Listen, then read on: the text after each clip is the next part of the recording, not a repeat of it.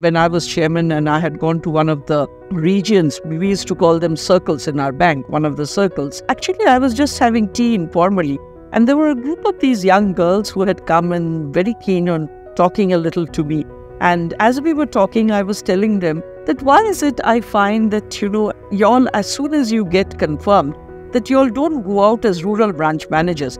Look at the boys, they're all doing that. By going out as rural branch managers, they are doing two things. One, they are doing a mandatory lead assignment, that is being a branch manager, and two, they are completing their rural assignments. Now, without these two, your promotions, later promotions will not happen. These are mandatory for later promotions. Why is it that you're not going out? This is not the right way of trying and building your career.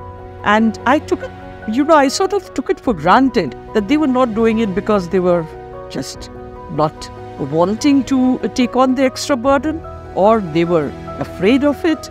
But one of these girls, she just piped up and told me, Madam, actually that's not the problem. The problem is that, when we go to these rural branches, we don't find a place to stay.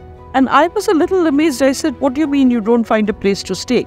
And she said, well, there are these places where people will not let out an apartment, or these are not apartments, these are rural places, let out their house or a room to a single woman.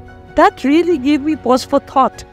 I had never thought of this problem where, our society is such, where a single woman is looked at with some amount of suspicion, and they are not being, they're not able to procure a place to stay. Then how will they actually go to that rural branch?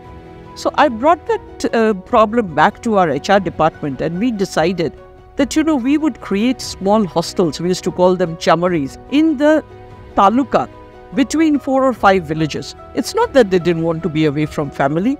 It's not that they didn't want to do those or undertake those responsibilities. They were eager and willing to take them up. It was just that the situation and the circumstance around it wasn't allowing it.